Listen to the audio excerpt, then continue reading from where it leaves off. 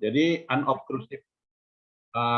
unobtrusive method di sini yaitu berkaitan dengan penyajian informasi terkait dengan kebutuhan atas syarat keberadaan sistem, yaitu dari aspek human information requirement, ya.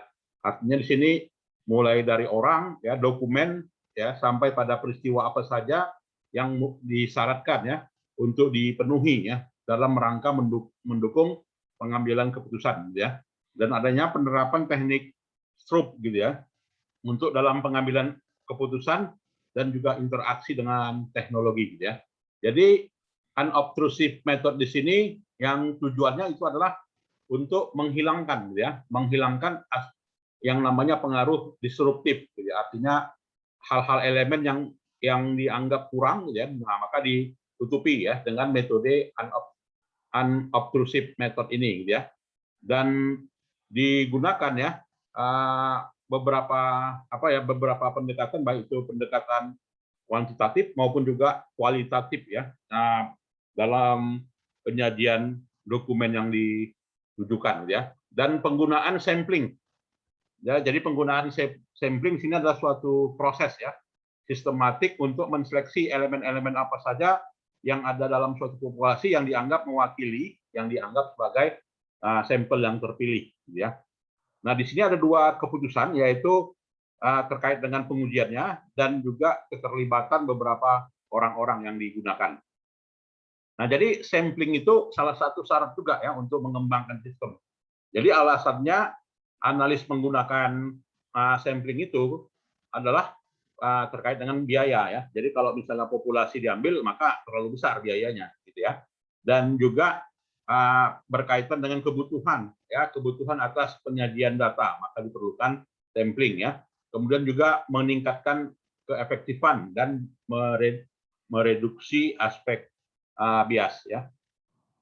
Jadi maka dalam hal ini sampling dalam perancangan sistem, gitu ya, itu harus didesain, ya, sedemikian rupa. Tujuannya apa? Ya, tujuannya agar dapat mendapatkan gambaran yang nyata, ya, dari sistem yang mau diterapkan, ya. Jadi di situ para analis sistem melakukannya dengan 4 langkah, ya, untuk mengambil sampel. Pertama, menentukan data, ya, data mana yang mau diambil, ya. Yang kedua, menentukan sampelnya, ya, dari suatu populasi, ya. Kemudian memilih metode sampel, ya. Kemudian juga menentukan ukuran sampel, ya. Nah, di sini tipe-tipe sampel yang harus dipahami, gitu ya, itu ada yang disebut dengan pendekatan sampling probability dan ada yang non probability, ya. Jadi mana yang lebih tepat, gitu kan, maka dalam hal ini bisa apa, gitu ya, bisa punya kelebihan dan punya kekurangan. Kalau mungkin dipandang dari sisi ilmiah atau tidak ilmiah, maka penarikan sampel dengan basis probability seperti misalnya simple random sampling atau juga systematic random sampling atau juga dengan stratified random sampling atau juga dengan cluster random sampling dianggap lebih ilmiah dibanding dengan yang non probability. Apa itu yang non probability? Seperti pendekatan convenience sampling atau juga purposive sampling atau sampling dengan kriteria tertentu, ya, maka ada kelebihan dan ada kekurangannya, ya. Mana yang dipilih, nah ini sangat tergantung pada 5 faktor yang tadi sebelumnya, ya, kalau kita mau mendesain sistem, gitu ya. Nah, jadi dalam kriteria besarnya sampel ditentukan dari atributnya, kemudian juga lokasi dari database-nya, gitu ya, kemudian juga pengujian atributnya, dan juga memilih tingkat keyakinan standar error, ya, sampai pada jumlah sampel yang dibutuhkan, ya. Nah, kita lihat di sini, inilah dia seberapa besar kita yakin atas sampel, maka sangat ditentukan oleh tingkat keyakinan, ya, yang disebut dengan confident level. Jadi semakin besar confident level, maka semakin besar kita yakin, gitu ya, atas sampel yang diambil itu memang mewakili, ya, dari populasinya, gitu ya. Jadi ada hubungannya, ya. Kalau dia 99%, maka nilai tingkat keyakinannya secara nilai Z value-nya itu adalah 2,58, ya. Jadi 2,58 itu sangat tinggi sekali, gitu ya. Kita menggambarkan karakteristik populasi, ya. Misalnya kita mau menentukan siapa wali kota terpilih, misalnya. Ya, kalau wali kota terpilih bisa diprediksi dengan sampel ya. Ya, buktinya itu ada survei gitu ya, survei survei apa ya, survei survei pileg ya, survei pilpres gitu kan. Itu kan ada namanya ditentukan ya confidence levelnya.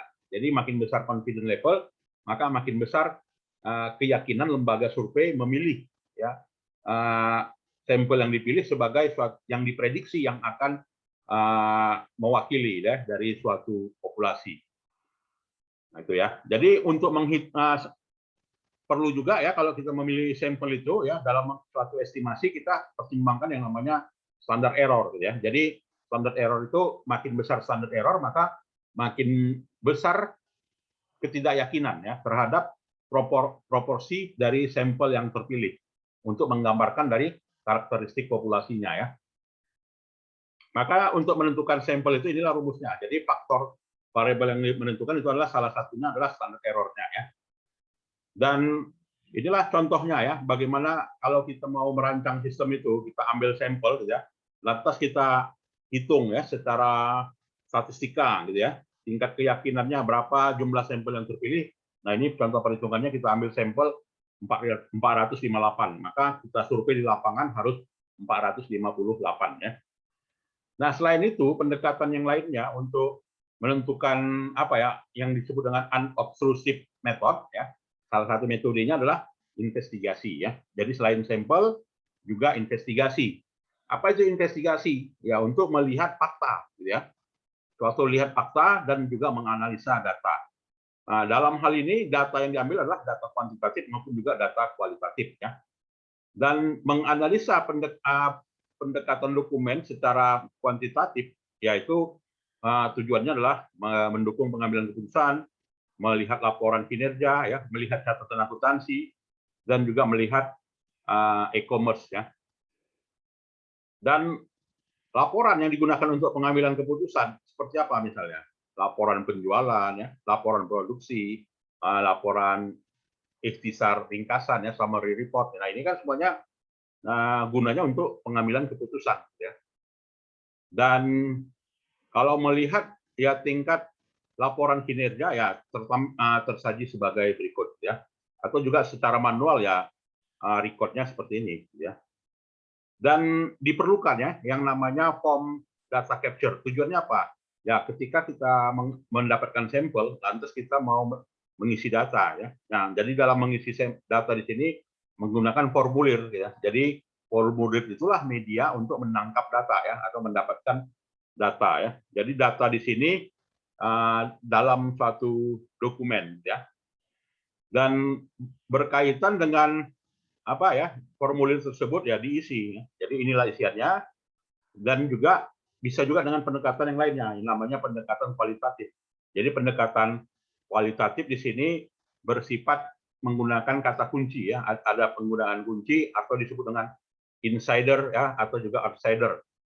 Jadi insider maupun juga outsider itu bisa disajikan secara grafis, secara logo, ya secara ikon. Nah, dan juga pendekatan kualitatif di sini yang dalam hal ini bisa kita menelusuri website ya, kita bisa menelusuri kebijakan perusahaan ya, kita bisa menelusuri manual prosedur ya, kita mau menelusurinya melalui pesan-pesan email yang ada, itu semuanya pendekatan kualitatif ya, dokumentasi kualitatif. Dan berkaitan dengan apa ya apa tadi gitu ya, memo ya, jadi catatan ringan itu juga pengamatan ya sebagai bagian dari pendekatan kualitatif ya. Kemudian juga tanda-tanda ya, tanda-tanda atau juga kebiasaan yang ada pada organisasi itu juga pendekatan kualitatif ya kalau mau kita menggali informasi ya kepada organisasi yang dalam hal ini sudut pandangnya mau diubah gitu ya sistemnya, tapi melalui harus kita dahului juga dengan mendapatkan data-data ya yang disebut dengan unobtrusive method ya. Observasi juga gitu ya. Jadi observasi bagian dari dapatkan data ya. Jadi kalau kita nggak melakukan observasi lantas rancang sistem begitu aja bisa ya. Jadi harus melakukan pendekatan observasi. Kemudian juga menganalisis fly script ya, artinya menganalisis tingkat korespondensi perusahaan ya, kepada siapa korespondensi, kemudian juga kepada siapa yang berbicara ya, ini perlu dipertimbangkan ya. Nah, ini kita buatlah daftar apanya ya, daftar wawancaranya. Nah, sehingga dalam hal ini dapatlah kita keputusan ya, yang namanya keputusan yang terstruktur ya, atau disebut dengan STROP.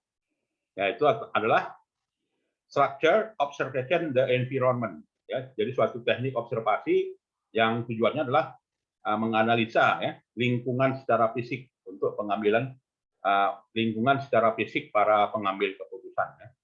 Ini namanya pendekatan STROP. Jadi pendekatan STROP itu melihat posisi kantornya, melihat ruangannya, ya kan, melihat peralatannya, ya, melihat periferalnya, melihat kebutuhan sumber daya informasi eksternalnya, ya, kemudian juga melihat warnanya, ya, kemudian juga berkaitan dengan pengambilan keputusan lainnya. Ya.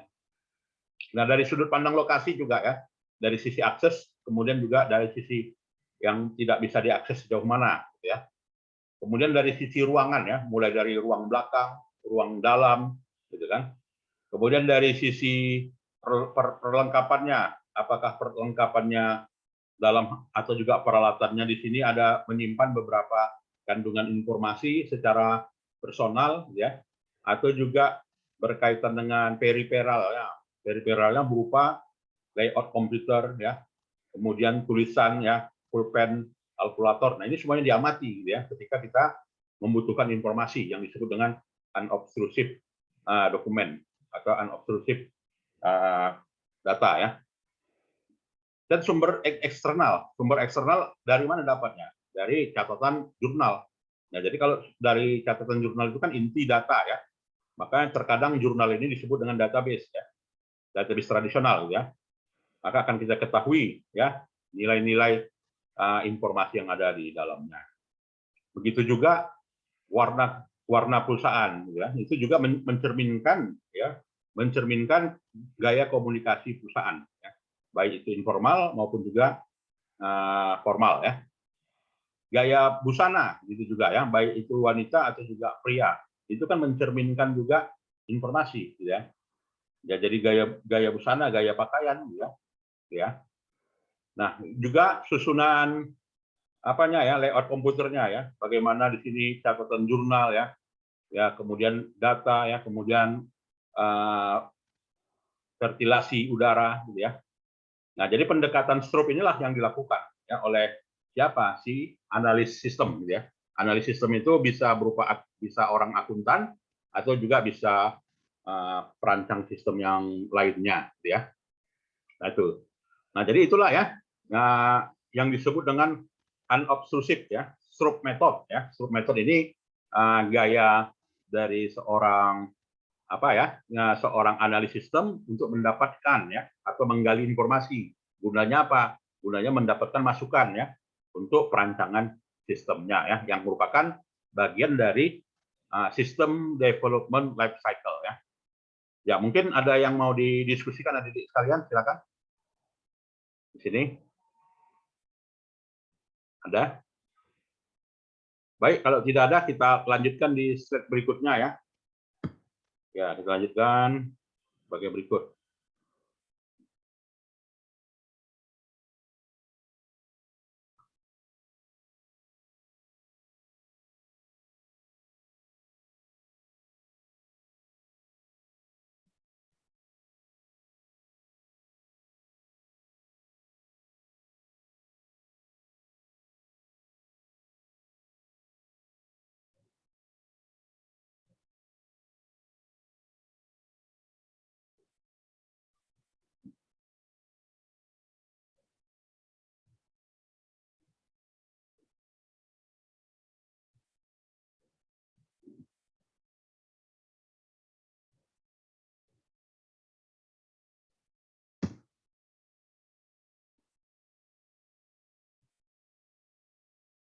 Baik ya.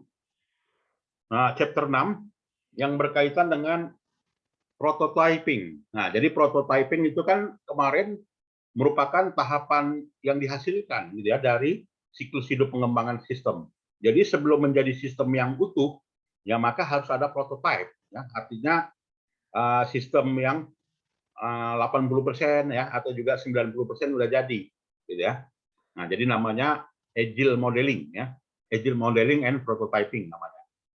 Nah, jadi agile modeling and prototyping di sini ya, agile modeling itu adalah suatu koleksi inovatif yang berorientasi pada user ya, yang dikembangkan oleh pengembang sistem. Nah, jadi orang yang mengembangkan sistem itu sudut pandangnya adalah sudut pandang kebutuhan user, gitu ya. Jadi untuk melihat user itu perlu atau tidak perlu, gitu ya, maka harus ada yang namanya prototyping. Ya. Jadi prototyping di situ memberikan gambaran informasi, ya, teknik memberikan gambaran informasi mengenai manfaat yang akan didapatkan oleh seorang user dan reaksinya bagaimana, sarannya bagaimana, inovasinya bagaimana, dan apa revisinya ya, yang harus diberikan oleh si apa tadi ya, si user kepada analis sistem. Analis sistem itu siapa? Akuntan ya. Nah, jadi untuk membuat prototyping ini ada 3 metode ya, secara apa ya, secara sistem, secara plan ya, secara konseptual. Namanya prototyping, kemudian rapid application development dan juga agile modeling. Nah, jadi kalau dia ya dikatakan prototyping bisa berupa patch up ya, bisa berupa non operasional ya, bisa berupa first a series, bisa berupa selected feature. Ya, jadi berupa itu ya. Jadi yang namanya patch up prototype di sini sistem itu bekerja ya bagaimana kelompok-kelompoknya ya. Jadi antara hubungan satu kelompok dengan kelompok lain bagaimana dan pola model kerjanya bagaimana ya. Dan kecukupannya bagaimana. Jadi user dapat berinteraksi dengan sistem di sini ya. Nah, skala non operasional juga itu dihasilkan oleh apa ya, oleh analis gitu ya, berupa gitu ya, skala yang ditentukan berdasarkan pada dari sisi aspek desain ya. Jadi non working scale di sini adalah sistem informasi juga ya yang dihasilkan masih berupa pengkodean saja. Artinya masih bahasa kode ya, bahasa program ya. Nah, itu berupa non operasional scale model. Belum bisa operasional ya, tapi sudah bisa model ya. Nah, itu. Dan juga post series prototyping ya, berupa pilot ya, atau juga berupa gambaran prototipe secara operasional ya. Nah, kemudian inilah kalau kita lihat ya, bagaimana bentuk pitch up non operasional dalam bentuk first series prototype dan juga selected feature gitu ya. Jadi kalau dia pitch up itu dia ada berpis-pis ya. Sedangkan non operasional ya dalam bentuk susunan seperti ini ya. Kalau dalam bentuk first series ya berseri dia ya. Kalau dalam bentuk selected feature ya ada diseleksi dari berbagai susunan yang ada ya. Silakan ada adik-adik yang mau berdiskusi, silakan. Silakan ya. Ya, jadi prototyping di sini sebagai alternatif gitu ya. Artinya kalau mau dijalankan boleh, mau nggak dijalankan juga boleh. Ya, tetapi tetap ada gitu kan, bagian dari siklus hidup pengembangan sistem. Ada masalah juga kalau dia prototyping di sini. Ya, prototyping di sini terkait dengan waktu. Nah, jadi di situ terkadang bisa membutuhkan waktu atau membutuhkan waktu yang banyak sehingga terjadi kelebihan waktu ya. Jadi prototyping di sini bisa digantikan ya, bisa digantikan sebagai bagian dari sistem development life cycle ya, itu pengembangan sistem ya. Jadi inilah keuntungannya ya. Jadi bisa dibangun prototipe secara cepat, sedangkan kerugiannya sangat sulit ya untuk memanage prototipe itu dalam sistem yang besar ya. Dan juga analis sistem itu untuk mengadopsi prototipe di situ ya sangat rumit juga ya. Dan maka prototyping di sini ya menggunakan beberapa software ya untuk menjelaskannya. Jadi software di sini diantaranya COTS gitu ya.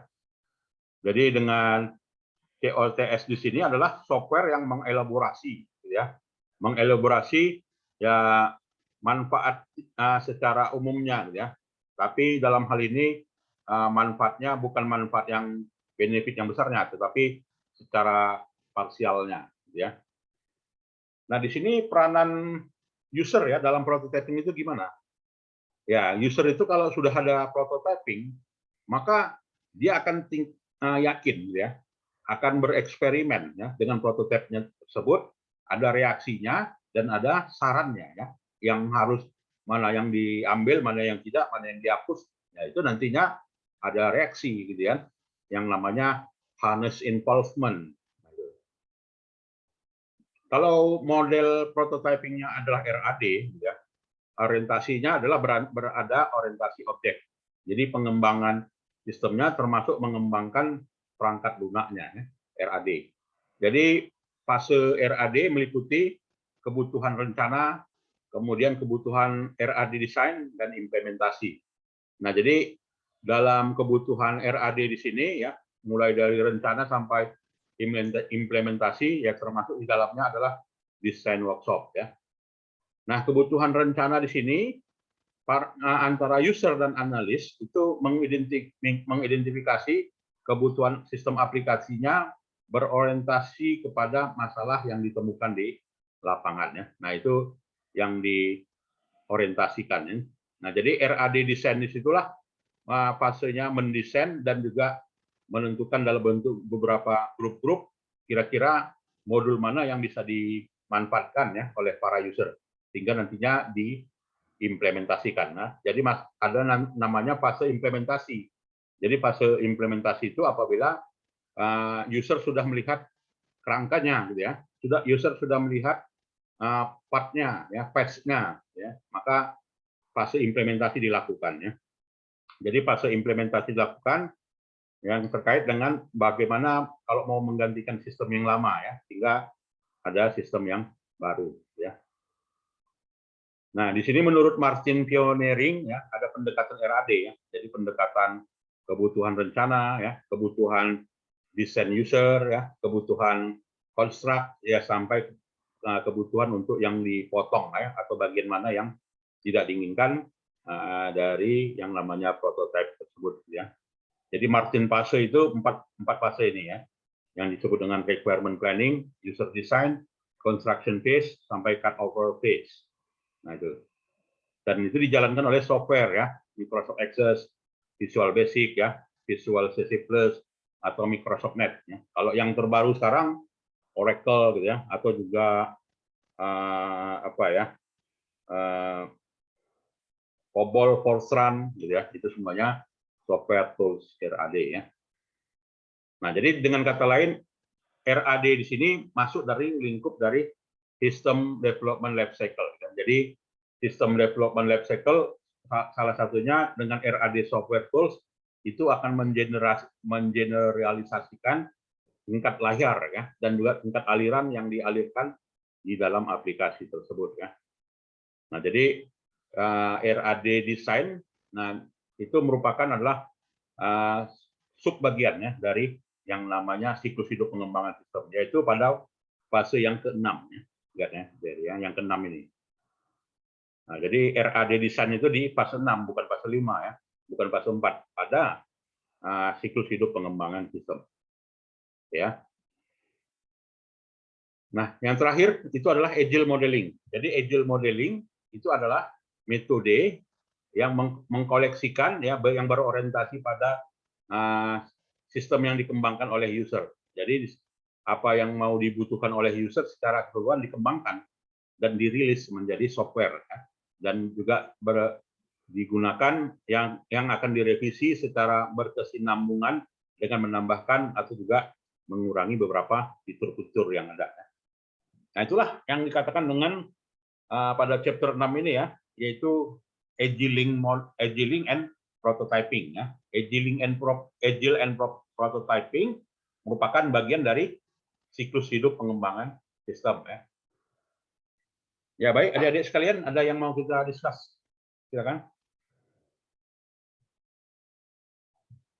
Rizky Amanah, silakan. Rizky? Enggak ada, Pak. Ya, kalau tidak ada, saya kira itu saja ya dua topik kita hari ini, gitu ya. Dan kita lanjutkan pada pertemuan di minggu berikutnya ya. Jadi minggu berikutnya chapter 7 dan chapter 8 ya, mohon diingatkan saya ketika kita masuk ya Kristen ya. Ya, baiklah kalau tidak ada saya